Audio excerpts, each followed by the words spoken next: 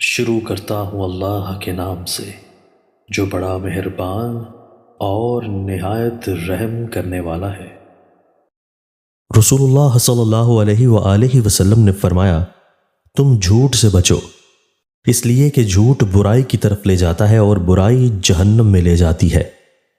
آدمی جھوٹ بولتا ہے اور جھوٹ میں لگا رہتا ہے، یہاں تک کہ وہ اللہ کے نزدیک جھوٹا لکھ دیا جاتا ہے۔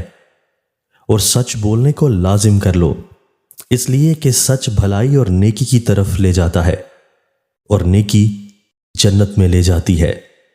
آدمی سچ بولتا ہے اور سچ بولنے ہی میں لگا رہتا ہے، یہاں تک کہ وہ اللہ کے نزدیک سچا لکھ دیا جاتا ہے۔ رسول اللہ صلی اللہ علیہ وآلہ وسلم نے فرمایا، میں اس شخص کے لیے جنت کے اندر ایک گھر کا ضامن ہوں جو لڑائی جھگڑا ترک کر دے اگرچہ وہ حق پر ہو، اور جنت کے بیچوں بیچ ایک گھر کا اس شخص کے لیے جو جھوٹ بولنا چھوڑ دے اگرچہ وہ ہنسی مذاق ہی میں ہو، اور جنت کی بلندیوں میں ایک گھر اس شخص کے لیے جو خوش خلق ہو۔